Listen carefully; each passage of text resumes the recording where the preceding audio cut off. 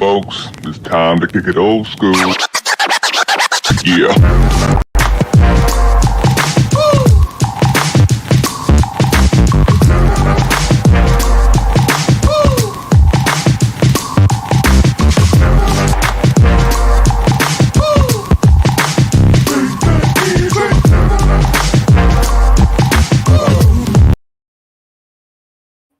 Raj.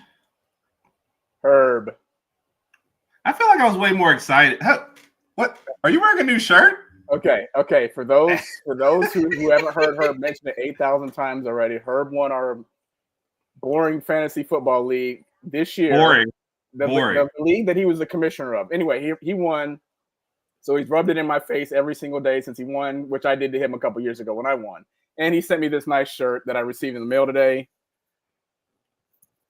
And it says some other stuff on it, but the camera's just not big enough to show it. So anyway, you guys get the gist. I think it's because your big head is, no problem. I love you, Raj. Okay. Just to be fair, Raj would call me 3 years after he won fantasy football and go, hey, are you doing okay? And I'd be like, yeah, right. What's up? He goes, because I won fantasy football 3 years ago. So the shirt is totally justified. Yeah. All right. I am running late tonight, so I'm still loading up a couple of things, but I had to have a couple of things right. Well, I was going to bring on one of our guests, but I don't know if the black screen of death means he needs a minute, so we're going to bring on. He's now there's two of them. Because we have something for him. Plus, we also saved the best for last. No offense to this guest. But so our first guest, Raj. Drum roll. Let's see. Where are his things? Anytime today, Herb. Was just named the best dressed fan of 2024-2025. So it's got a lot of style. Okay. Well, it's going to be an honorary captain at the game next Monday. Okay. And he is somehow best friends with Marcus Freeman and Morgan Freeman. I saw that one coming. You knew that was coming? Okay. Sorry. Had to be that. Okay. Shane. Is this really Shane? I feel like there's a clone Shane and there's a real Shane. So which one are you? Oh, can't hear you. Clone Shane has the other stuff. That's why.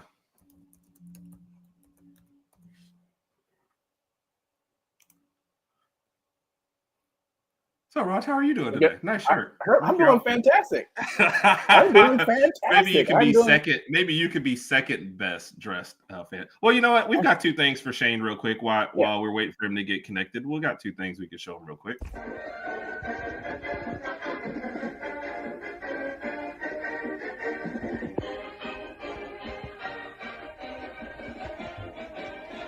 We're going to the Natty, baby. And this one is the edited version. What's up?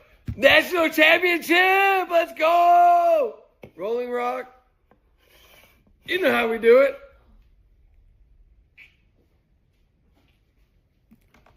We love the green. Green cans, green jerseys, green hats. Notre Dame national championship game. I don't even care who we play. You best bring your A game. You best bring your A game. Go Irish, beat whoever we're going to play, because who cares? Go Irish. He sent us another video first, and that was the edited version. We had to have the version Mom could actually watch. You could tell in that video Mike wanted to say more, but he just kept pausing. He was like, bring your A game. Yeah. So, and both of those are Mike's, actually, by the way. Yes. So, both Mike's, both Notre Dame fans, both have been on in previous weeks. So, that's why we played those videos. We had them send something out to us. Shane looks like he's still working on, so we're going to bring on the other guest, Raj. All right, drum roll. Yep. Defensive coordinator Jim Knowles says he just doesn't want to disappoint her in this game. That's how he approaches this game. I can understand. Yep. Right. This one's going to hurt you, Raj. She's the one that actually recruited Caleb Downs to Ohio State. Not even because they needed him, just because she wanted to stick it to Alabama fans. And we still have her on the show. Oh my gosh. Yeah, we're equal opportunity up. And Ohio State wins the Natty, the trophy goes home with her. Awesome. Welcome to the stage, Heather. How are you doing? I'm excellent. All of what you said is true. I have a curio cabinet right here for the title. Yeah. So it's primed. It's ready. There you go. Awesome. All of what you said is true. Let's see if Shane is ready to join us. Shane, are you good? Do we hear me now? Yeah, We got we you. hear you now. Yes, Wonderful. I was hoping Marcus Freeman was going to help me out, or if I had to go, to the one and only Freeman, that was going to help me be able to get everything else that I needed done. Whatever, just a complete imbroglio for me, just to have everything trying to happen all at once here. Yes. I wonder if Marcus and Morgan are having a drink together right now, just talking about the good old days.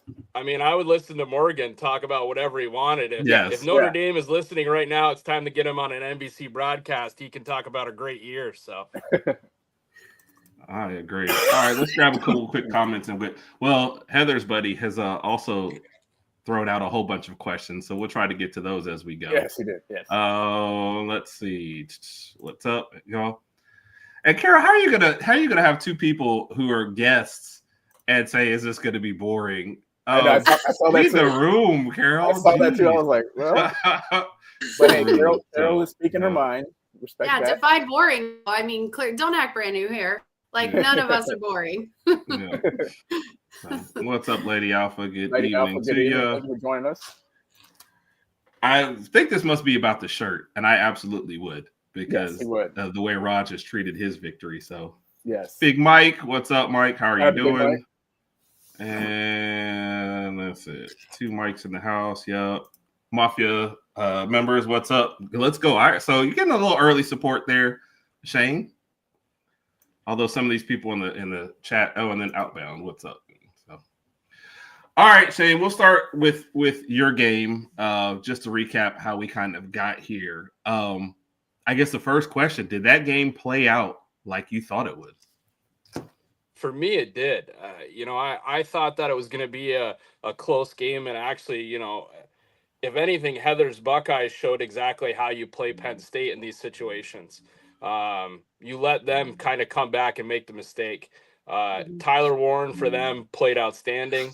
Notre Dame luckily has had quite a few quality tight ends on their team in the years past, so they played him as well as I think you could. I thought Penn State in the early going ran the ball a lot better than I expected them to, and then Notre Dame pulled it together. I think it was going to be tight no matter what. Notre Dame doesn't really have an offense with Jeremiah Love kind of being injured at best, but severely injured probably is closest to what it is. And so they don't have a lot of breakout athletes to score points and put it up on the board. So I thought it was going to be a tight game, but I trusted that Notre Dame would be able to pull it off in the end. Heather, you agree? Is that how you thought it would play out? Yeah, just seeing, being, Big Ten and seeing Penn State play all year. And, let's be fair, Notre Dame doesn't exactly. Whoa. Why are we being fair? Okay. Not being fair. Notre Dame doesn't exactly have an explosive offense either. So the score was actually a lot higher than what I thought it was going to be. And neither team really woke up until the fourth quarter. So, that's exactly how I thought that the game was going to go. And I had Notre Dame winning from the beginning. From when they announced, the brackets, I had Notre Dame, Ohio State in my finals. So Penn State arguably had the easiest path, which I don't think helped them against a stout Notre Dame defense. Yeah. And Rod, you had something to say about the way that fourth quarter came out, huh? Yeah. I was about to say the first 3 quarters of the game kind of played out like a lot of people kind of thought it was going to be somewhat of a slower game, not too much offense, but that fourth quarter just really, really set the tone for the game. And I even mentioned to her, but I think that fourth quarter made that game more exciting than the Texas-Ohio State game. Again, what happened with I know, just mentioned it was just that fourth quarter. Yeah. No, she's agreeing with you, I think. Oh no, I completely agree. I completely agree with you. Okay. My bad. I wasn't gonna tweet out that my game was a snooze fest, but it wasn't that exciting until the Jack Sawyer. Yeah, exactly. When Jack Sawyer got the scoop and score, that's when everybody just kind of went out of their seats. But for the Notre Dame Penn State game, the first 3 quarters were a little slow. It was like 10-10, I think, in the fourth quarter. But then there was a plethora of touchdowns in that fourth quarter, which made it pretty exciting. But to everybody else's point, I picked Notre Dame to win that game as well. And obviously they'll be facing Ohio State. And so this was like one of those. I think both teams just come in with a defensive presence, obviously, to me. But if you think the whole game was a snooze fest, I feel like you didn't watch the whole game. Exactly. So, The first 3 quarters were definitely. The fourth quarter wasn't. They definitely were. They definitely were. So, Shane, were you surprised at like how everything kind of woke up for that fourth quarter? I was surprised. Like, I mean, gambling wise, I picked the over, so I was happy that it went the way it did. But I mean, I wouldn't have thought that the offense would have turned on that. And the big thing for me is I was prepared as someone that watches a lot of Big Ten games. I was ready for Drew Aller to make a mistake much earlier on. You know, he's continuously showed a talent, but has also put them in bad situations time and time again. So I thought that Notre Dame's defense was going to be able to pull that off.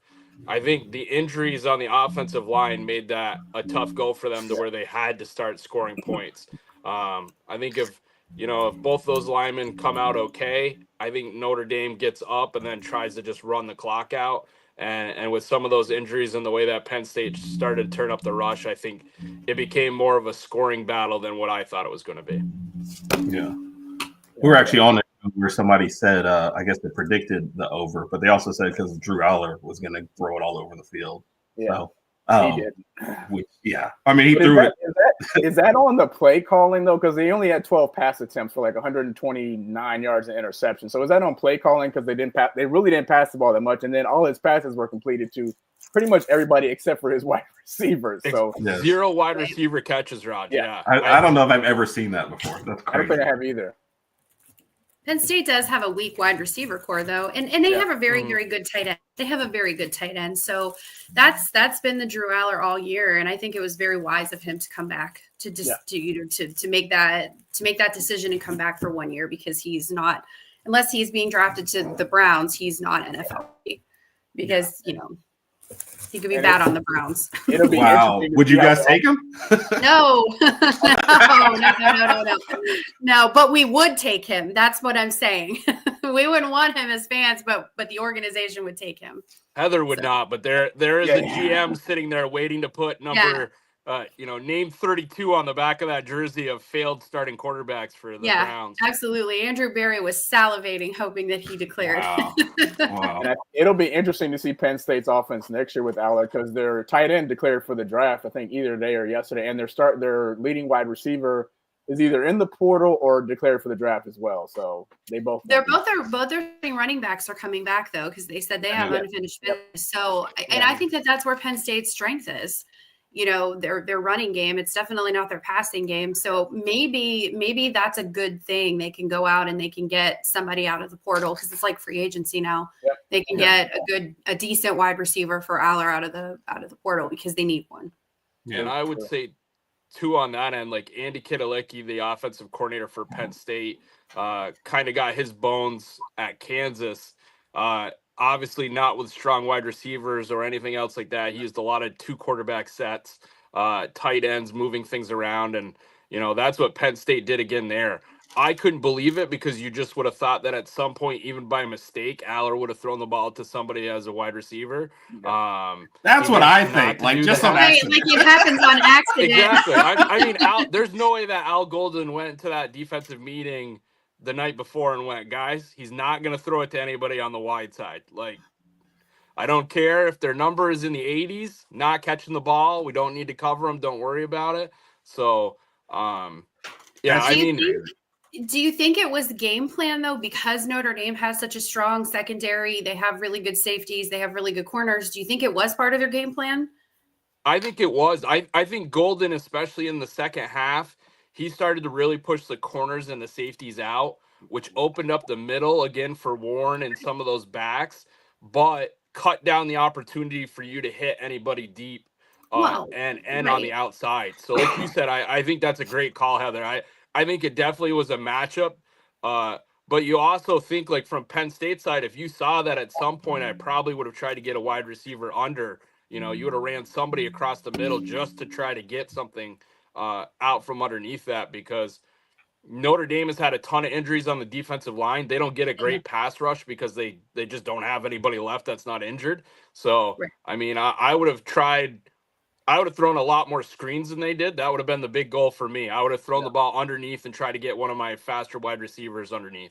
Well, and it worked a little bit early in that first quarter. Penn State was throwing some screens because I was on a podcast and we were talking about it. I'm like, there's a missed tackle. There's a missed tackle.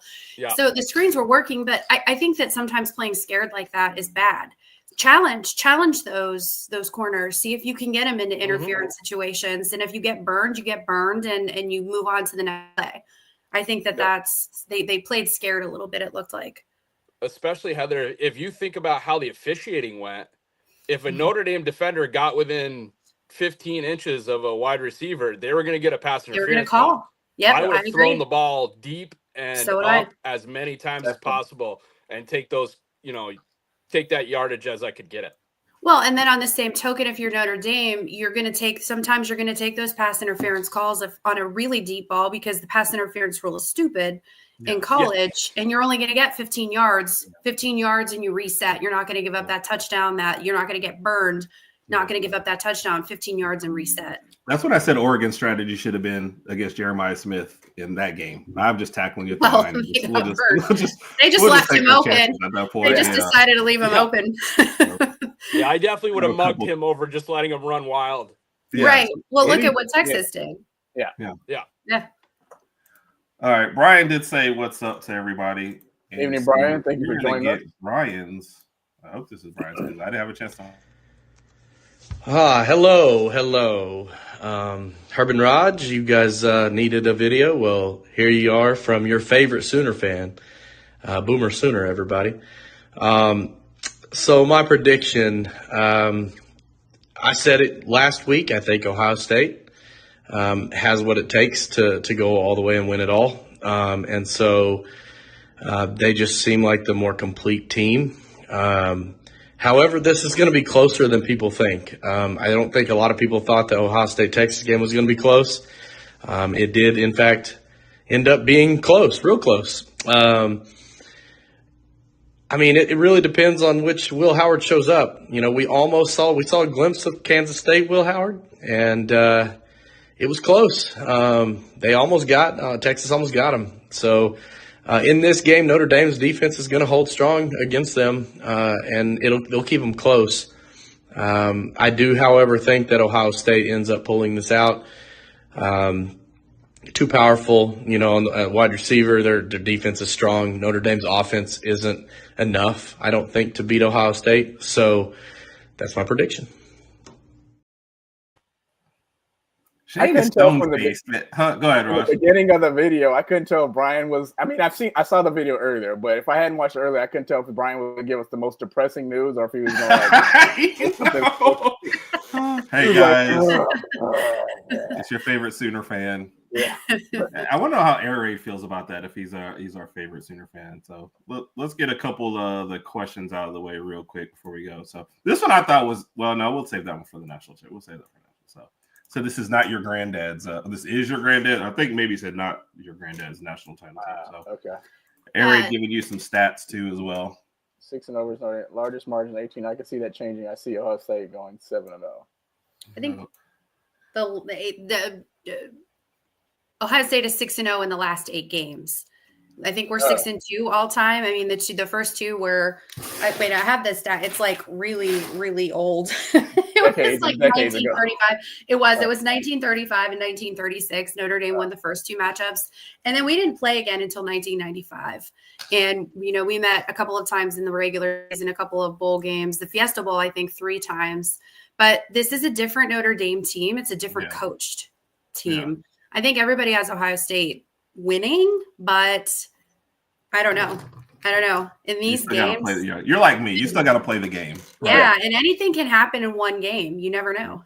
Yeah. He said it's actually 40 QB. He's not wrong. Ethan is my suffering Browns fan. What pick do the Browns have right now? And you got your good evening. Second. Mm-hmm. You said what did pick of the because I know whose career will we ruin? I use the Browns and I think the Giants after that. I forget. We're gonna because the Giants won against the Colts, which oh yeah, I forgot. Yeah, we actually talked to a Giants fan about that game. Like, are you happy or okay? And no, I think they were mad. I think they were already mad about it because they moved him down in the draft. Shay can attest. He gave a 5-minute answer at the end. We were like, I don't know if you're happy or not. Like, I know it was the most political answer. That was the greatest filibuster out of Yusuf I've ever heard. He talked 10 minutes about how he wasn't angry about the Giants, but every statement that he made proved that he was angry about the Giants. So it was great. Yeah. As a Patriots fan, I totally get it because we one-upped them to really throw away a draft pick. I think we made a good hire, just to really play off the Ohio State with a former Buckeye and Vrabel. But, yeah, I mean, some of our NFL teams are not looking great. We'll put it that way. Yeah. We'll probably have a little bit of time at the end so you guys can kind of vent about your teams. But Air Raid, there's a favorite Sooner fan yet, but I know they both are happy Texas is not around anymore. So, and Notre Dame being coached by a former Buckeye. I think that the Ohio State connection is deep in this game. It's deep in this game. So it's personal, I think, for a lot of people. Not that it isn't. Not that sports aren't personal anyway. I already told you. I mean, you guys saw, like, I busted out the fire. Like, I'm ready. For the game, yes. Are you going to be well, you said you might have some activities this weekend. Are you still going to be okay for Monday? No, I'm not going to be okay. I'm definitely not going to be. I'll be okay because I will be synthetically okay, but I'm not going to be okay. I take it personally. I don't do well with this stuff. Oh, Ethan with the Brady Quinn sister might be wearing the half jersey. I remember that because they showed her a lot because AJ Hawk sacked Brady Quinn quite a bit that game. Yeah. Harry, to answer your question real quick, I'm going with you. We met you in person, and you're a lot bigger than we realized. So, I think you grab each one of us in one arm, and that'd be it for us. Yeah, I'd be last. I would let y'all win. So you wouldn't have to let us. How's that shirt working out for you, buddy? Tight. You bought this is a large, but it's like super snug. But I mean, it's still funny. I opened it up, I just busted out laughing. Is it snug in the belly area more than anything else? No, I'm good down here. Everything's good. Yeah. Okay. Heather, there's a question for you. No, I cannot confirm nor deny that. It is part of my NDA. It is I'm not allowed to. It's my non-disclosure. So you're just gonna have to wait and see. You're just gonna have to watch the game and see. The fact that you signed an NDA means that you're doing it, though, right? nobody signs an NDA. I can't talk about it. You know how much they should let me do it. They should let me be on this. Actually, the ultimate dream job is to be team mom. That's what I want. I want to be team mom. I am old enough to be their mothers. I would make sure they stayed hydrated and they had nutritious snacks. Like, I'd be the best team mom ever. She'd be bringing the little orange peels at halftime, like we do when we play soccer and stuff. Here you go, and like the little cuties. Yeah, absolutely. Yes. Here you go, Jeremiah. Here you go. Get those sugary snacks out of here. I think Ryan Day needs that more than any of the players right now. Yes. Ryan Day needs like sunscreen or something because his poor little face is always so red. He needs something. I feel bad. It's a high stress job though. Marcus Freeman's going to start aging here really soon if he keeps playing like this because the pressure. That's a high stress job. Yep, I agree. Same. I say no. Well, how long is their NBC deal for? Like, when does that expire? Forever. I don't think it expires. I don't think they will. I talked about this. Herb heard me talk about this. If you're Notre Dame, why would you? I mean, I think Big Ten dropped the ball by not going after them when they had a chance. But if you're Notre Dame and NBC is going to guarantee that you get played every single week, you're going to get a ton of money. They started to do their own documentary series this year on Peacock as well. I mean, you get everything you want. You get the ACC games, which you don't have to join the conference and deal with everything, but you get all your other teams there. And you get all the money with the way they set up the college football playoff. If you're Notre Dame, you'd be dumb to agree to go to play a conference. I agree too. Yeah. Plus, you got a home playoff game. Yeah. What good is a conference championship right now? And it proved it. All 4 conference championship winners lost. They had to play an extra game in the championship game. They all lost. They got an extra week off, which looked like it hurt everybody except for Arizona State. And they're getting $1 gazillion. There is zero reason for them to join a conference. I mean, I can see why they do it in basketball because you have to. You want to make it into the tournament. But for college football, it makes 0 sense. Yeah. I wonder how James Franklin feels about him mentioning that during the press conference before the game and then going out there losing, because it looked like Marcus Freeman wanted to say something during the conference, but he held his composure. Yeah, he should have, and I agree he should have. Because Franklin's one of those guys that takes these shots when he knows that the other person won't respond. Wow. He's done it all the time in the Big Ten, and if you're the coach that you want to talk about your struggle, you were. An okay coach at Vanderbilt that got lucky that Penn State had to make a decision and they moved you up. And then now as the coach at Penn State, you've been just good enough to get beat by the good teams. That's and someone asked asked taking shots at people for ducking games if you're playing at Penn State. Yeah. And what is he 1-18 now in what top 10 games, top whatever? Like it's time to have a serious that for years in the Big Ten. You didn't have to play everybody in conference either. No. So, I mean, you had that protection. There were years where you got to be the team that played Purdue and Northwestern and didn't have to play Ohio State. So, but no, they were on the same side as Ohio State and Michigan, though, right? Or at exactly. Least so your league has built yourself that way too. Franklin has never been, one of my top coaches. I think that he's always going to be in this spot. And I think that's Marcus Freeman to a toe, though. Like, he's going to sit there and he'll take that, and he's not going to make comments about it. It's the same thing. I mean, Brian Kelly, if you're Brian Kelly, you take a shot at Notre Dame saying, I want to go to LSU and win a championship.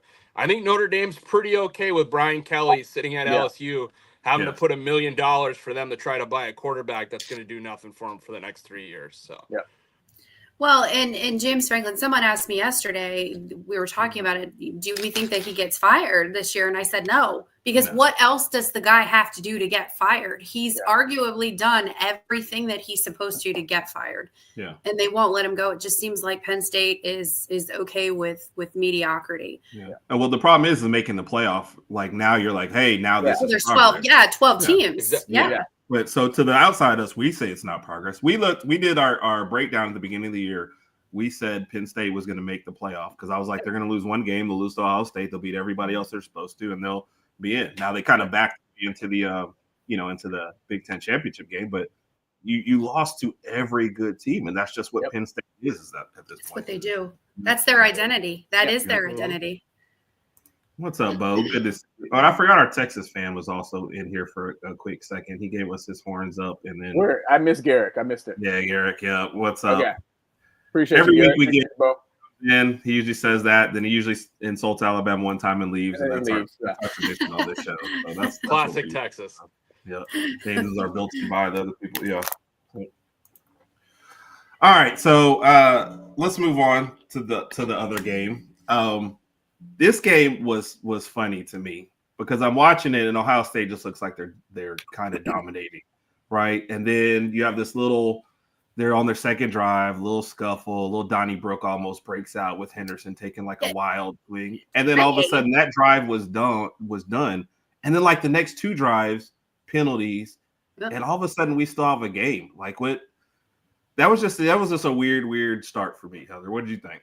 Yeah, and that was one of the things that I think a lot of people had agreed that if Ohio State lost, it was because they were beating themselves, and that's what they were doing. It was very uncharacteristic, the penalties, and it was very uncharacteristic of Travion Henderson. I don't think the guy's ever been flagged for like anything in his life. He was very apologetic on the sideline. He was, and then he made up for it, at the last play of the second half, which was crazy too. But yeah, none of us saw that.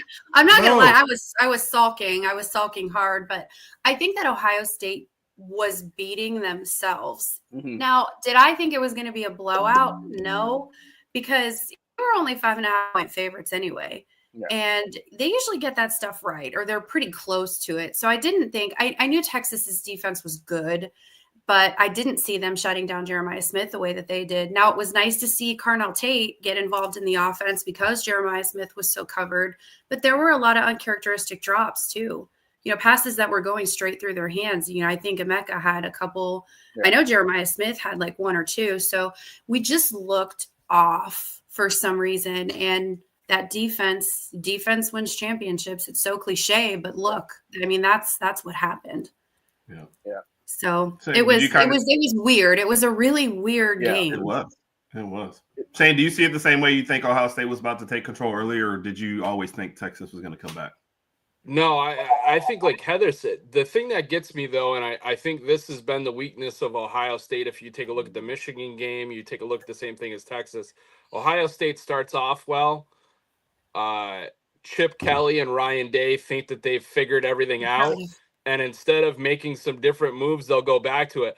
Like Heather said, I think if that second series, if the Henderson foul doesn't happen and it doesn't slow down, I think they could have opened this game up like they did against Oregon. Oh yeah, we would have scored. We were driving. We're driving. Yeah. We had all the momentum, but that. Mm-hmm. So I mean, that's what I always worry about. The other thing that gets me in these situations, and I think it's going to become something that happens a lot with the portal, is, I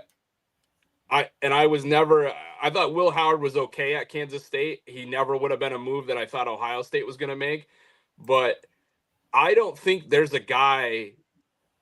And normally it's your quarterback that the offense rallies around at Ohio State. Like you have Jackson, you have Sawyer on the defense. Like, am I surprised that he's the one that comes up with the winning play on defense? Not at all. You know, that's how you script it. That's how you expect your big players to play. I think that Ohio State offensively holds their breath that Will Howard doesn't make a big mistake. And I think that that's, like when these type of breakdowns, he's not a quarterback that gets in the huddle, settles everyone back down again and goes, guys, I don't know if you've noticed, but every one of us is a 5-star. We're going to be okay. We can make plays. We're going to score points. Don't worry about it. And the same thing I saw that happened in that Michigan game. When Michigan stayed with them and Ohio State made issues, you couldn't come back on that same situation.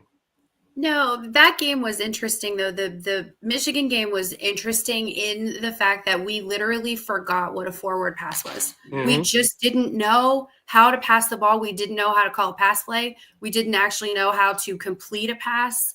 But hindsight is 2020, right? How good was that for us looking back now? Because you can't tell me that we would have come out with that playbook that we did against Tennessee had we not crap the bed as badly as we did. I can't swear. So I think that, you know, at the time it was very hurtful. It was very harmful. Nobody was really rallying in that Michigan game. I think everybody was just kind of, even the defense as well as they played. It didn't feel like we had that leader. It didn't feel like we had that person that was trying to get everybody fired up, where you had that at Tennessee, you had that at Oregon, you had that at Texas, you had that fire. We didn't play like that against Michigan, but we played like that, and we've played with fire. I say we like I'm out there. We say you we are too. the team mom. Okay. Okay. It's always rich when I'm like, God, I look at that missed tackle while I'm eating Cheetos on my couch, drinking Fireball. I'm down with you. Oh, by the way, roll tide to Whitwill. Happy to see you, sir. Shout out to Whitwill. We appreciate you, as man. always. Yes, sir. No, I get it. And I think part of it is a byproduct of just today's game. It's kind of like what he said, when your quarterback is a transfer and you've got a lot of transfers in. Sometimes the leadership is something that does kind of slip by because everyone is still getting to know each other. So I did have to push back on one thing that Shane said, though. I didn't feel like for most of the year Ohio State started off strong. I felt like they started out flat so many times. And I feel like the biggest thing that's been holding them back is coaching. And I think that's what lost them the Michigan game. And it's like, you know, Shane said, they kind of decided to do other, you know, I don't know, figure it out, do whatever. And that's what got you past Tennessee and Oregon and stuff like that. So I think Chip Kelly's problem has been the same at every stop he's had. He wants you to know that he's really smart and he has great offensive techniques and this is what's going to happen. And instead of going, wow, that didn't work at all, maybe I got to change something up, he will stick to that playbook regardless of how it's working for him. You look at it, the last time it worked, and it's funny because Ryan Day was his quarterback at the time, it was New Hampshire. When he was in Oregon, he lost big games because they didn't play well when it came time for them to win. UCLA was abysmal with what they've did there. There's an awful lot of professional players in Philadelphia that don't have anything great to say about Brian Kelly in any way. So, I mean, Chip Kelly. I mean, look at I'm taking shots at Brian Kelly no matter what. So, but with Chip Kelly, I think, you know, that's in the opposite way where I think Notre Dame, when the chips go down, those players look to Marcus Freeman and whatever. If he tells them we're down by 60 and we have a chance, I literally think those guys are going to buy in and they'll keep fighting for him. I think on Ohio State, they look at Ryan Day, and I don't think they have that same look. I don't think they have the same passion for him. And I mean, not to take a shot at Ohio State quarterbacks, but I mean, Kyle McCord goes to Syracuse. I see them all the time. They're a couple hours south of me, but he played great for them. Passing offense that I'm sure that there's a lot of wide receivers at Ohio State would have loved to happen. I mean, there's a whole lot that played out with Kyle McCord, but it's the thing that you see now where you make a decision in the portal on who your quarterback's going to be. And like I said, Will Howard would not have been the one I had gone after. I'll be honest. I know you about to say something, Heather. I was surprised too, given how the other high profile talent they had assembled around them, that Howard is kind of where they I won't say settled because he is getting them a championship game, but I was surprised. What are you gonna say, Rod, before we turn? No, same thing. I was just thinking about how he played at Kansas State, and I wasn't really too high on him at the beginning of the season, but he had surrounded by a bunch of great weapons and just played really, really well this season. Had some really, really accurate passes, and I mean, this season was huge for Will Howard. I don't know if he's gonna, of course, declare for the draft after the Natty or whatever the case may be. I don't even know if he has any more. He is. Yeah, he's a fifth year. He has to, yeah. Okay, yeah, okay. Yeah. So, I mean, this season was huge for him. I feel like if he had stayed at Kansas State another year, he'd be maybe mid 4th, 5th round pick, but he had a huge, at best, yeah. Yeah. He'd be Go the ahead, backup. Heather. I know Johnson already had that spot. Will Howard, I think, got out of Kansas State because he knew that the athletic side was what was going to push Kansas State. And like you said, Raja, I mean, I thought he's played better at Ohio State than I thought he was going to this year, but he's still not the guy I put to lead my team. See, and I have a different perspective from it because I guess I've watched every snap, every down. I've been to games and I've seen them on the sidelines, and the players actually do really respond well to Will Howard. They seem to really like Will Howard. To me, is one of those players where he's on your team. You kind of love the guy because he's really cocky. He talks a lot. You saw a lot of that before Texas. I feel like you need that if you're going to be a leader. You got to have some sort of cockiness in you. Yeah. So having him on our team, you kind of love the guy. I'm watching him. I'm like, this guy's kind of let's stomp them. But I didn't know a ton about him when they picked him up from the portal. So I looked at him. I loved his size. I loved his arm strength.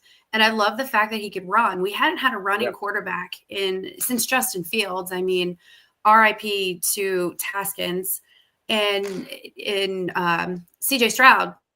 They've struggled running the ball. So it was nice to see that we picked up a quarterback that maybe could get out of trouble with his legs. Right. I think that Will Howard I think he was the right choice because really who else did we have? You'd mentioned Kyle McCord. And I will preface this with the fact that I didn't hate him. I don't blame him for leaving. I actually wished him well, but he was not cut out for an Ohio State kind of offense. He did well because he wasn't playing against elite defenses. And that's where he got into trouble when he played for Ohio State. The ACC is not elite defenses? No. That's a whole other podcast, right? We can talk about that all day long. But that just was not – he just wasn't cut out for the style of offense that Ohio State was running, and he was never able to adapt. So I like the Will Howard pickup. I wasn't sure at first. I was indifferent. I'm like, okay, I don't know enough about this guy. After seeing him on the field, on the sideline, he really is a leader, and they really do respond to him. But he's more of an in-your-face – let's go kind of guy, whereas you have like your Jack Sawyers, your JTTs, your Cody Simons, who are going to be like uplifting and they're going to empower you and motivate you, or Will Howard's going to get in your face and scream at you. So you have those two different styles of leader. So I do think that Will Howard is a leader. Yeah. So question, Heather, who's going to be the starting QB next year? Julian Sand. Okay. Yeah. Had you been paying attention yesterday, she told you that, Rod. I listen. There's a lot. I say, in all fairness, I say a lot. Yeah. In all fairness, we don't do fair. We don't do nice. No, I'm a pragmatic brain, so I am going with Stan. Right. A couple quick comments on there. That is a thank you from the resident Sooner fan. Pretty soon, the two Sooner fans are going to start fighting over this. So Yeah. and Air Raid, I forgot Air Raid Mike, another Mike. Which, by the way, since we're talking about Mikes, yeah, well, we've got a chance to at least get another score prediction. Your Notre Dame Fighting Irish are going to win the national championship. They will beat the Ohio State Buckeyes 21-17. Let's go, Irish! Our buddies from the Cinco Squad who joined us last week to break down their games. What? Oh, yeah. Shout out to Cinco Squad. We've got an Ohio State one for you there, Heather. We'll I know. I appreciate it. Let's see. What else? Yeah, and there was McCord was a not comment. a good fit. Yep. No, yeah, McCord. Go ahead. No, which one? But he had made the comment about how the guys respond to Ryan Day. They do. They love the guy. Everybody loves Ryan Day. I think that Chip Kelly, I'm not sure. You never hear much about Chip Kelly, but you hear about Ryan Day and you hear about Jim Knowles and you hear about Brian Hartline. So they're solid. They're connected. These guys seem like they're really connected. It does remind me of that 2014 national title team with how close these guys are, at least so publicly close. My question about them responding well to him, and keep in mind, like everything that we say, we get SEC down here. We can tell you way more about SEC teams than we can about. Well, that's why I wanted to. That's why I do love watching your guys' show because it's so important. I don't get to see. I get to see the nationally televised SEC games. I don't get to see those other ones. The yeah, crappy games. Yeah. Mm-hmm. So, what was the cause of the slow start? Because we've been sitting here talking about coaching. What really? If you're not going to put it on coaching, or is this? No, it's definitely on coaching. Okay. The guys respond to him. It was just terrible. It was terrible conservative football. We weren't doing what we're good at, and we were trying so hard to establish toughness, to establish that line of scrimmage, to have a great run game. That's not our identity. We are a pass first team, and that opens up the run. No. So. Nothing happening in the field. Yeah.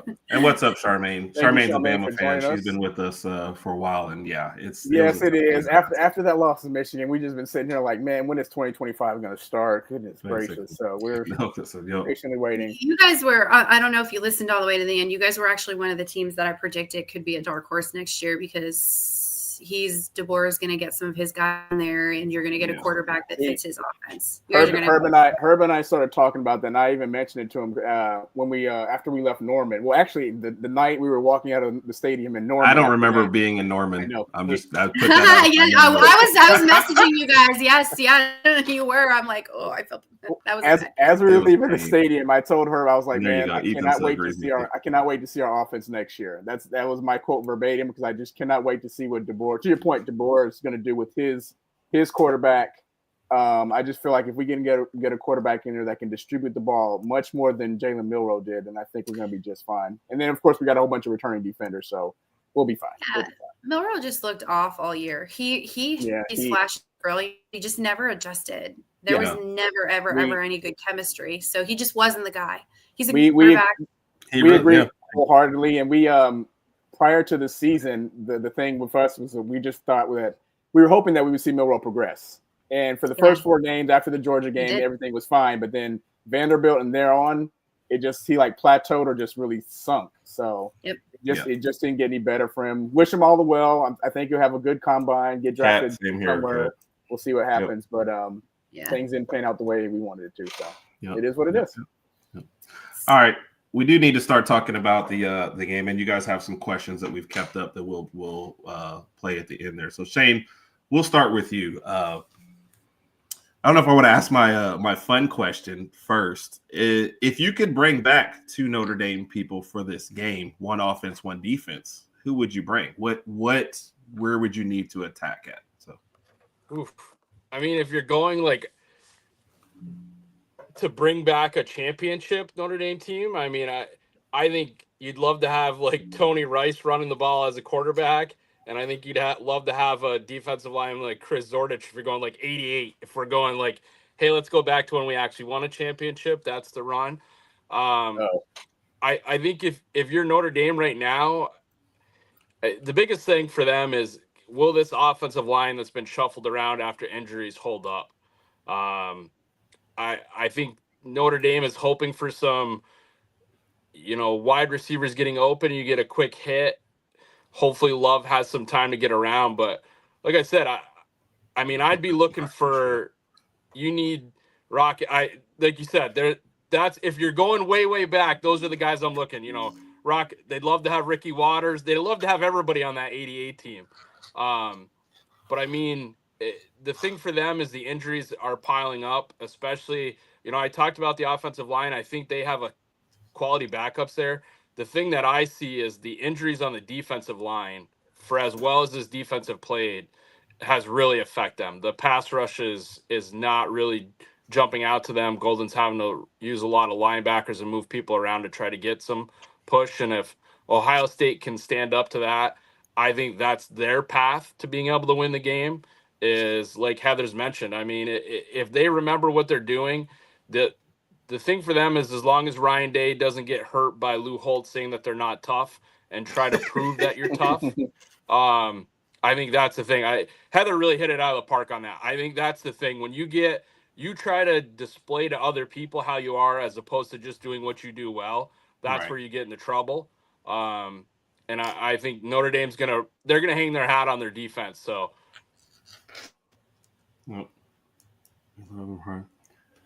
So what do you think? Like, what has to happen? I mean, this kind of reading what you're saying, that this needs to be a low scoring game, I guess, for Notre Dame to stay in this one. Yeah, I mean, on my end, I think, and Notre Dame's special teams have helped them as of late. I think that's where a play needs to happen for them. I think Notre Dame needs to pull something, getting points either from a turnover on defense or from special teams. I think Riley Leonard is going to be much more of a runner. I think Ohio State's ready for that, but I think that's a strong suit for him. If you're Notre Dame, you're going to try to get people open, hope that Ohio State keeps on playing the run real hard, and then you get a chance to break somebody free. But if I'm Notre Dame, I'm not expecting this to be even as much of a shootout as the Penn State game is, because Ohio State will be able to slow the ball down. They'll be able to keep on the run game. They'll be able to get people open. So I think if you're Notre Dame, you have to steal this game. As much as I want them to win, I'm a realist. And so, you need to play to your strengths and eliminate and hope that Ohio State plays against what they know they can do. Yeah. And Heather, so this is one that I'd starred from earlier. This game is a wash with talent. I just totally disagree. I feel like, and that's no disrespect to Notre Dame, but I just feel like Ohio State's the most talented team in the country. Mm-hmm. So we're not giving you a player from offensive defense from the past. You just get to run with what you have. But wait a minute, but I want Malcolm Jenkins and I want Orlando Pace. That's not fair. Ooh, Orlando Pace. Yeah, that's big boy. Yeah. Yeah. We have the wide receivers covered. We need the big boy lineman back. There you go. There you go. But I mean, honestly, it's kind of like everybody's saying. It feels like if Ohio State plays their game, that this is a game they should win. Yeah. Yeah, I don't know if Ohio State's a cautious fan, huh? You're like, wait a minute, hold on, don't. No. I don't know if Ohio State's going to play their game that we're used to seeing. I feel like Ohio State is going to try to control the clock, maybe at least start and wear that defense down, because we do have a lot of depth and Notre Dame is hurt right now. There's quite a bit of injuries. Now, I'm not taking away from Notre Dame's defense. They are very, very, very good. I said it at the beginning. They have very good safeties. They have very good corners. Their secondary is just good. But I can see because some of those drives that we had against Texas were long, sustained drives. We weren't throwing those bombs. I can see us doing something like that. Maybe throwing those, 10, 15-yard passes, and then, Quinshon or Trey, giving them the ball and just trying to wear that Notre Dame defense down, because that's what you have to do. You have to keep them on the field as long as you possibly can, and don't give them that time to rotate out. Because our defense, I do think, we're not going to hold Notre Dame score. You never do, especially at this level. But I do not think that Notre Dame has the offensive power to just run up on us. Yeah. Rod, you agree a game in the 20s or like 10 to 20s is Notre Dame, and a game in like the 30s is clearly Ohio State? Ohio State, yeah, I agree. And I just feel like, I guess after that Michigan loss, I think, especially coming into the playoffs, Ohio State, I don't know if they had a big team meeting or whatever, but they just developed some sort of confluence of between their offense and their defense, and everything is just coming together at the right time. And obviously they blew out Tennessee, winning all their playoff games. Everything is coming together at the right time again. And to Heather's point, no disrespect, Shane, I just don't know if Notre Dame can keep up with them. I feel like if Notre Dame gets down by 7 or 10 points, there's just going to be no coming back from that because of all the firepower that Ohio State has on offense. So, and to that point, and just a quick question for both Shane and Heather, do you guys think Jeremiah Smith has a rebound game in the Natty? Because he, obviously he wasn't really targeted too many times in the previous game because he was the way the defense was being played. So, do you guys think Jeremiah Smith has a big game? I do not. I think he has more than a catch for 5 yards, but I don't think you're going to see an Oregon Tennessee game. I don't know if you looked at the Tennessee defense, they were triangulating him. They had 3 guys ready to pound. Texas. I'm sorry. Yeah. They had 3 guys ready to pound. We're old. I remember back to the Tennessee game. Yeah. No, I can't. Tennessee didn't cover. Tennessee and Oregon didn't have defense. The Texas, yeah. But they were triangulating him. They had 3 guys on him at any moment. Out here. So, I mean, AJ Hawk, but I need a corner. That's where we struggle, and I need me a big old lineman. Yeah, so like on the D line and the linebackers, they're covered pretty much there. So yeah, we've got a solid front 5, front 7. Yeah. We don't need the linebacker. We need a secondary because Zig Vignosen, he gets a little handsy.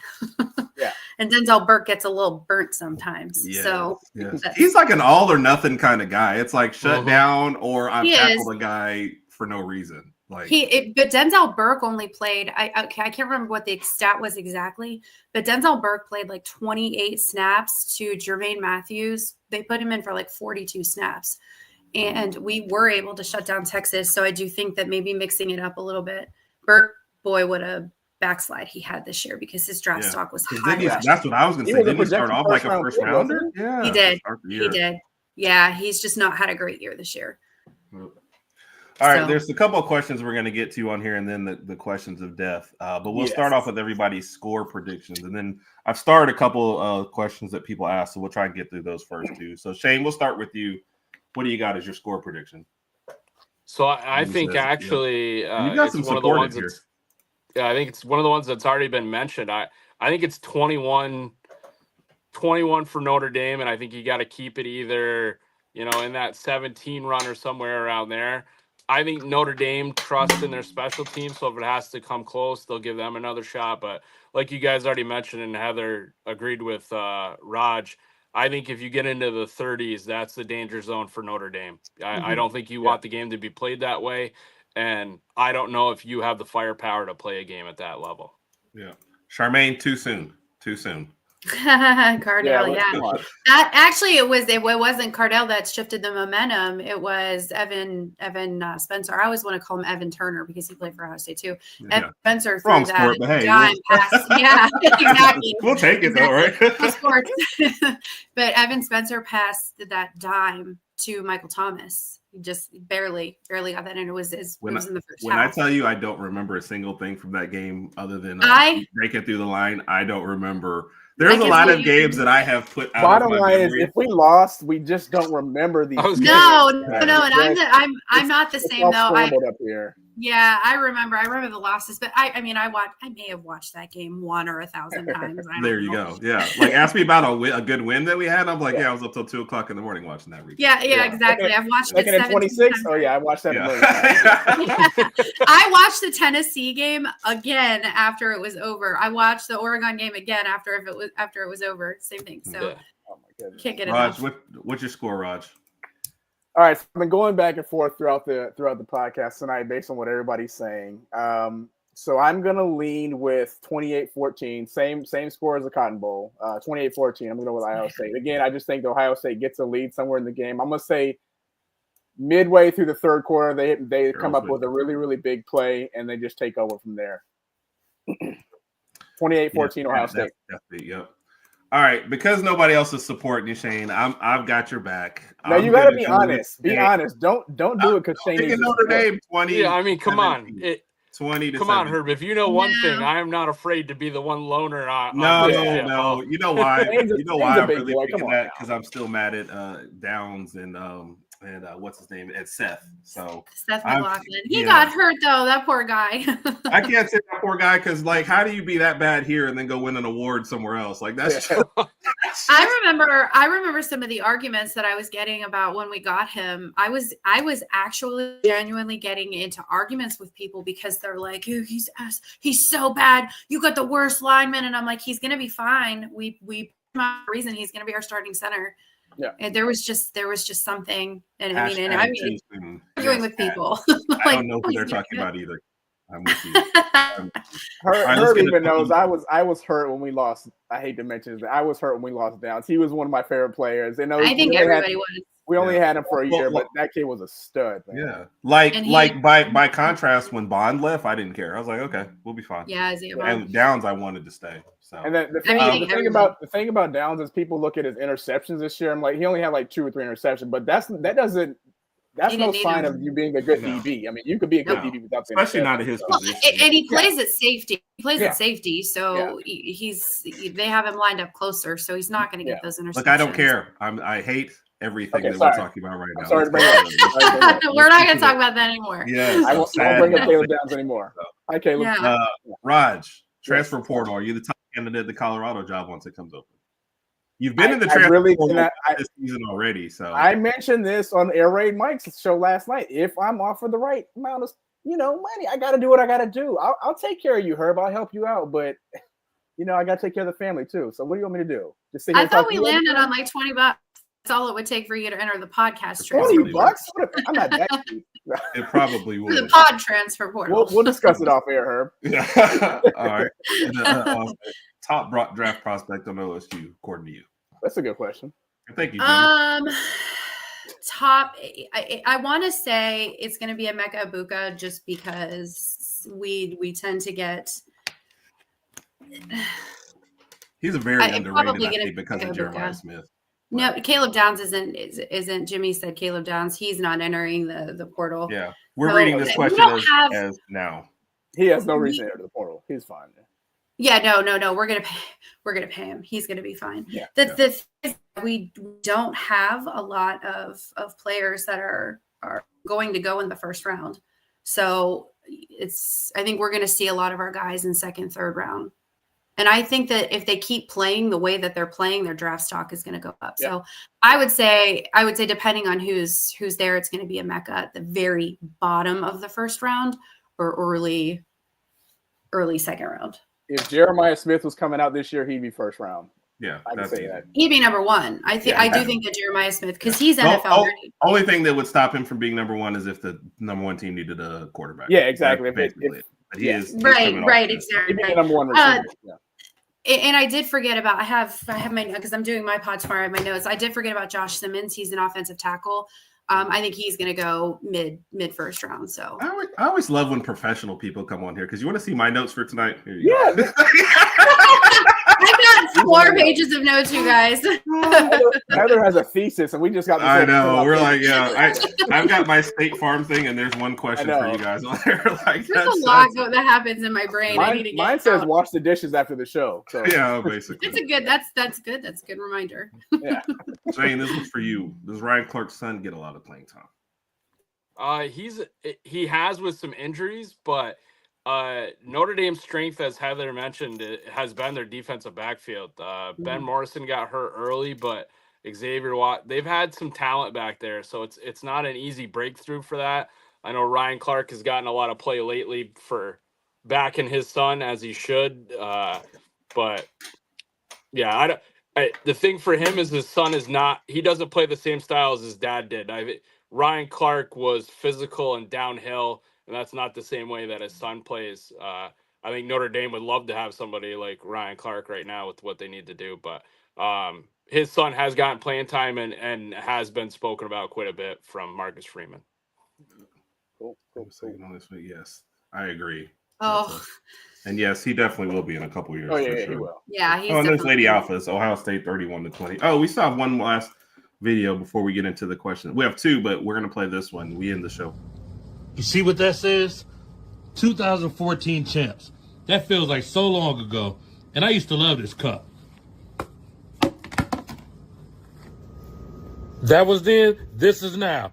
Time to get the championship back. I need new merch. I need new cups. I need new everything. Buckeyes will get the championship back. The championship will return to Columbus. Buckeyes 31, Notre Dame will spot you guys 20.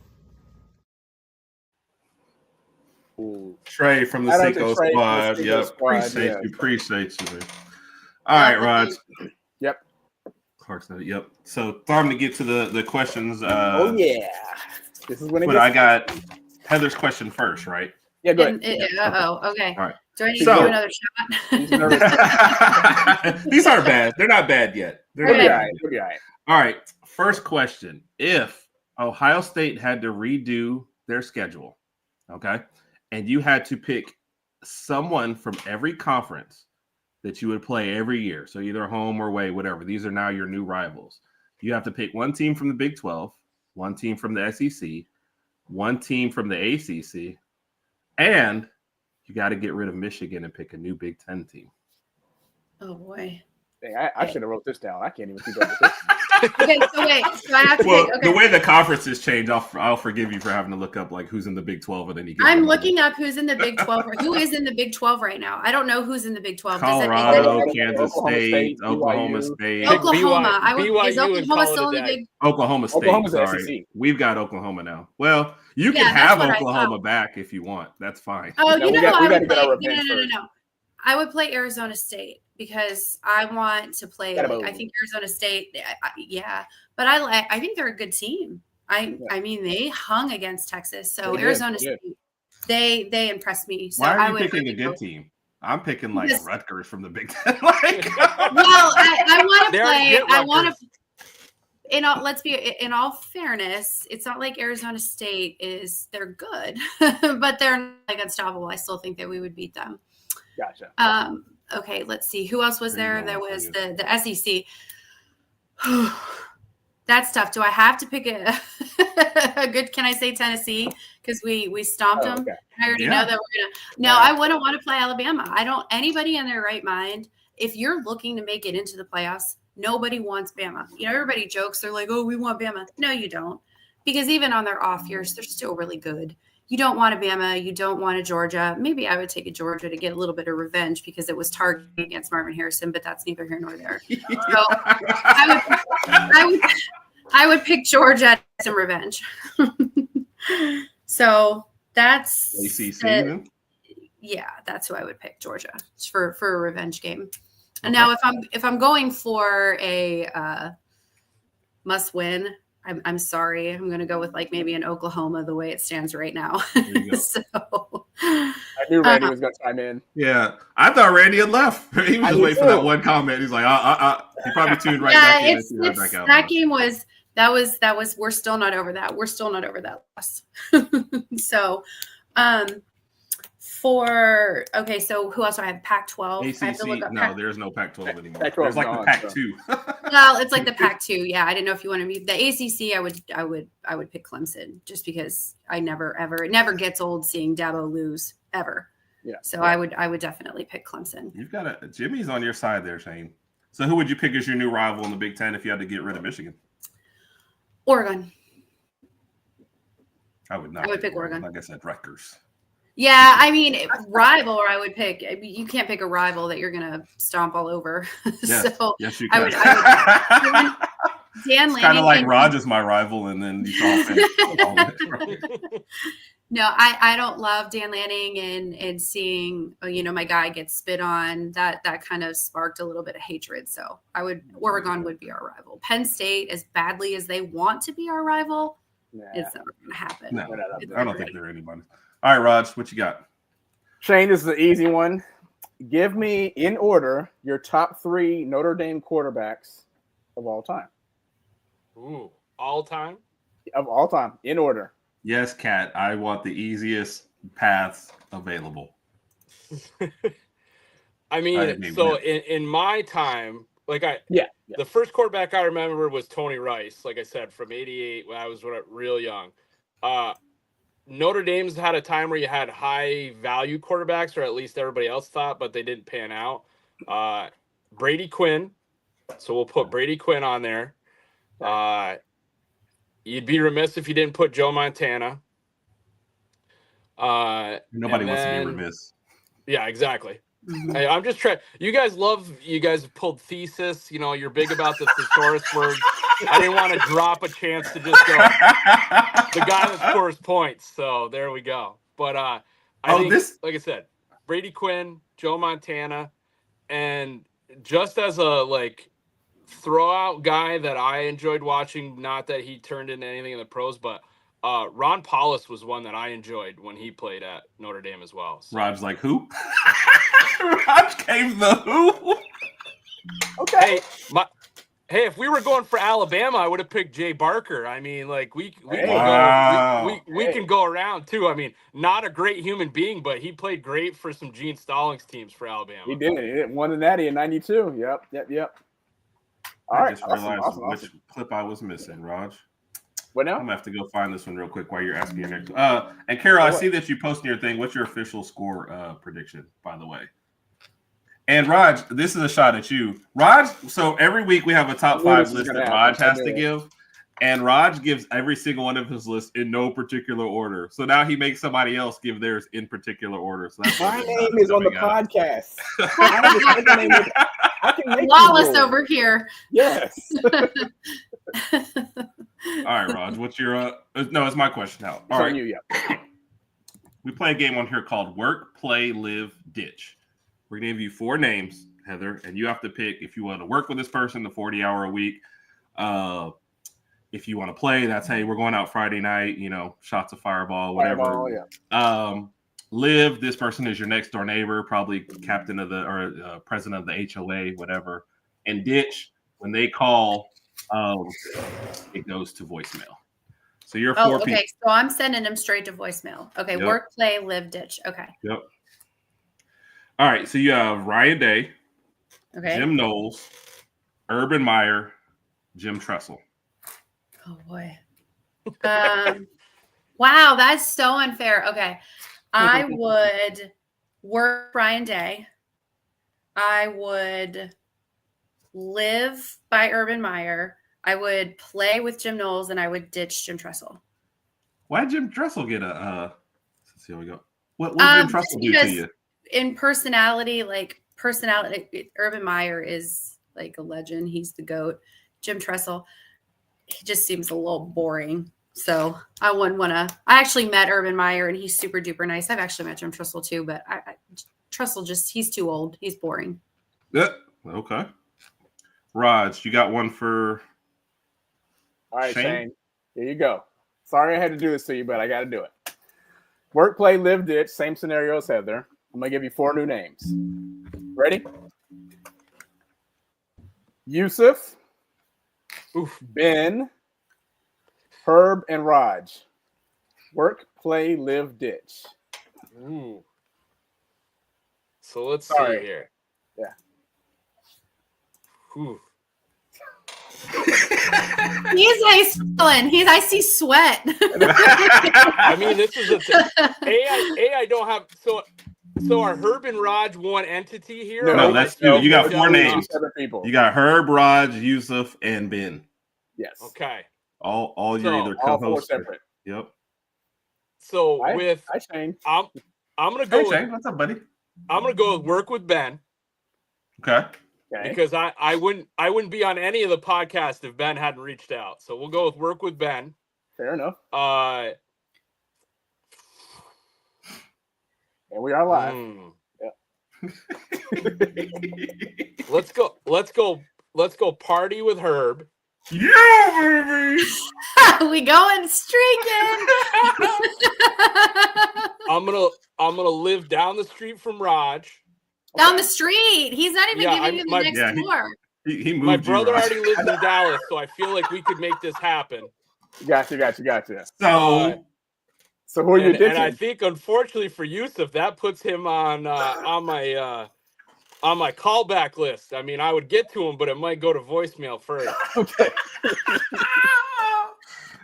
Oh man. Awesome. I hope you're happy, Raj, because Thursday I'm catching it for this one. Yeah. I know. I cannot wait. Hey, we're gonna ask Big Mike to edit that clip out for us. Yeah, we got you, Shane. We got you. And we'll play that on Yusuf's show. Oh, by the way, what's up, everybody? Big Mike here with my national championship prediction. Ohio State, Notre Dame coming up next week for the national championship. As good as Notre Dame's been playing here recently, I don't think there's anybody that's going to beat Ohio State. They're just playing too good. This is what they've been preparing for all year long. So I think Ohio State takes it 31-21. The Buckeyes win the national championship. No matter what, roll Tide, everybody. Mm-hmm. All right, Heather, your last question. Thanks, Big Mike. I was trying to figure out. This is what happens when you start rushing first show. Yep.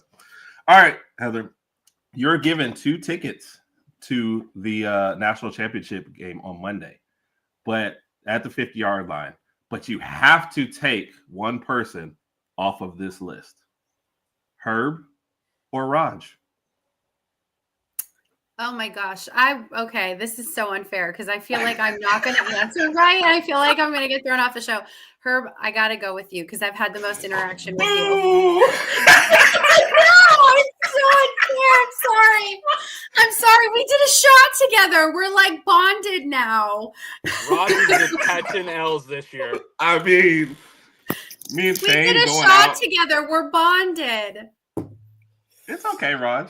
I'm the worst. I'll see myself. Oh, out. no, I think you're the Okay, best. Heather, That was it's great, okay. though. All right, not last mad, couple I'm just questions disappointed. real quick. Heather's Hey, answer Raj. right there solidified my answer because if I go have a drink with Raj, that means that I'm out with Heather. I get a chance to go to get a drink with Heather and Herb. Raj, But and I you are didn't gonna be pick. right You didn't next pick door Raj to neighbors. go have a drink with. You picked party me. with Herb. I'm your neighbor. You picked party I'm your with me. neighbor. Oh, that's what I said. Yeah. I get to go have a drink with Herb and Heather, and I have you right next door, Raj. So I mean, Yes. once So, they're Raj, gone, we can talk after- about how Herb made terrible calls, and then just commiserate until it comes time for me to be nice to Herb again. It all Wow. comes Goodness. full circle. See, but you threw him like out of the next door. You put him all the way down the street. Yeah, I'm not your neighbor. I'm just like, you're probably like He's sneaking just in something and that- seeing me. neighborhood. I don't We're- know we're- him. He don't go We're here. I gonna don't know move to him. like McKinley, Raj. So it's like you'd be down the street, but it's because it's McMansionville. It's not because Gotcha, we're not. we gotcha, could gotcha. still be next to each other. It's just there's a lot of property between us. Yeah, that's true. So, Raj, the new shirt idea. Heather picked. I'm gonna you. have I that might wear made. that. Yep. What was the last one? Oh, we'll play the last one first. All right, let's start with Shane. Shane, tell everybody where to find you and then what you got going on next. Well, I mean, we'll see come Thursday, but normally you can see me on that Thursday show with Yusuf and Herb. That might not happen anymore, but we'll see. And then before we got on tonight, I was on with Ben. I imagine since I keep working with him, but that's it. I got lucky to get teamed up with you guys through some chances, and I don't have my own podcast. I don't have anything else like that. Twitter, I will run my mouth as much as possible when Herb and Rodg kind of bump me in directions. So that's the easiest place to voice your anger at me and get me to make a response. Nah, Shane, it's a pleasure having you on. Appreciate you, and being on the show with Mr. U too as well. So we're lucky for having you. So it might be easier to mention where you're not at this week. It's like you've been booked on everything, right? I've been all over lately. You can find me on X at Love Buckeyes. You can find my group of women that I partner with, Bougie Sports. You can check us out on YouTube. We don't have an X page just yet, but bougiesports.net and Bougie Sports on YouTube. And I will be doing my podcast. I do a weekly podcast for college football. It's been Wednesdays or Thursdays at 7. My times usually vary based on my guests. I'm going to be doing it tomorrow at 8:00 with Mike. I'll plug him at the Chill Mike since he's going to be doing my show. We got to read. Yeah, like lots of mics. At this point. Yeah. And then I partner with Ethan, who had commented several times here. He's on Going Nuclear CLE. So you can just follow me on X at your own peril. I post a little bit, but all of my podcast stuff is always on there. I give fair warning. And I'm just, thank you guys so much. I've wanted to be on your show for a long time. I've watched it. You guys are amazing. So thank you so much for inviting me. You wanted to be on so you could ditch me, really, Heather? I needed to do a face-to-face. I did it as an adult. You did. I I didn't send respect you a that. text. I didn't break up with you over text. No, we in all seriousness, we appreciate you. We appreciate both of y'all for joining us. So yeah, awesome. No, it's been a fun show. It's been a really, really fun show. Heather, you even had a marriage proposal somewhere. Yeah, what was I that don't know about? if you caught that one. I don't know. I get several of them. Honestly, like I get lots of crazy stuff. People say they love me. I'm like, you wouldn't if you knew me. And Rod, Randy was asking about the transfer portal moving to January because you seem to keep getting into the transfer portal. So I guess quick thoughts about it. I haven't really dived into that too much, but I noticed that I guess they're voting on. I don't know if the votes are completed yet, but apparently they're going to eliminate the April and December portals and just have one in January. So, I mean, I'm fine with that. I think it's kind of weird that we have so many different portals because it's hard for me to keep up with everything sometimes. And players just announce at random times. And even yesterday when Heather mentioned Jaheim Otis, remember he quit after like a couple games, he got hurt or whatever happened to him. And then he just decided he wanted to stop playing. So it eliminates all that stuff. And if it's just one in January, it's like 10 days. That's enough time for someone to say, hey, I want to be here or I don't. The only stipulation is, I guess, once spring games come, some players, when they find out where they are on the depth chart, they may want to transfer. But that's why I thought they would keep the spring one. That one made the most sense to me. Yeah. So now if you fall low on the depth chart after the spring game, I mean, you're there for that season anyway. So. Yeah, that one doesn't make much sense. So. Yeah. There's actually three dates for next year. There's spring and then there's December, and then they allow anybody who had a late bowl game or is in the deep college football playoff run. I think they have like 10 days in January for those particular kids to declare. It's just hard to keep up with sometimes. It is. It is possible. It's talk about lawless. We could do a show about the transfer board, alone. Yeah. Nope. All right, last score prediction, and we're gonna get on out of here. Usually when. Hey, Herb and Rodg. I was going to say Ohio State, but my Catholic brain is not going to let me choose against Touchdown Jesus. So I'm going 2017 Notre Dame. Go Irish. Okay, that was unfair because that was cute. Yes. They usually are the best. Wow. Okay. Thank you both, seriously, for coming on here and helping us put this together, especially with having to wait until right after the games and putting together so fast, man. It's been a very, very fun show. Awesome. Thank you to all the comments. Try to post as many of them as possible. If I missed your comment, that was my fault. There was nothing personal about it. Just there was a lot of them scrolling through tonight, so we tried to get to them all. Both of y'all are always welcome on here. Feel free to invite yourselves. If we don't catch up with you soon, we always invite other teams on. We have a little series we do during the summer where we invite somebody from another team and we base an episode around there. So if we don't catch up with y'all by then, we'd love to have either one of you guys on again. Good luck to both. Yep. Carol's welcoming you in there. And thank you, Jimmy. We appreciate you, man. Jimmy was going for the Irish the whole time, so it's good that Shane. I felt like Shane needed a little backup today. So I appreciate it, man. Good luck to both of y'all. I've got Touchdown Jesus on my side. I It's can kind of like rest Catholics easy. and convicts. Yes. If Urban Meyer was still coaching, we could have said that Catholics versus convicts. But there you go. I mean, that. I will. Great comment on that too, Heather. I mean, I was a big Urban guy, and I thought Notre Dame really dropped the ball because Urban would have come running if Notre Dame had made a comment, and they never really gave him a shot. And I think they regret it for a while. And they went for an Ohio State guy in Marcus Freeman, and I think that's one he's played it off. But I think so too. I think it will play big for this game as well. Yep. Yeah. All right.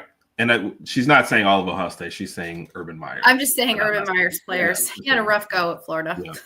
Yeah. All right. Well, everyone have a good night. We appreciate y'all. And Rod, I even appreciate you, buddy. I appreciate you. Everybody's either ditching you or moving you down the street. So good luck. It is what it is. I'm used to it by now. All right. Everybody have a good night and roll Tide. Roll Tide. Thank you.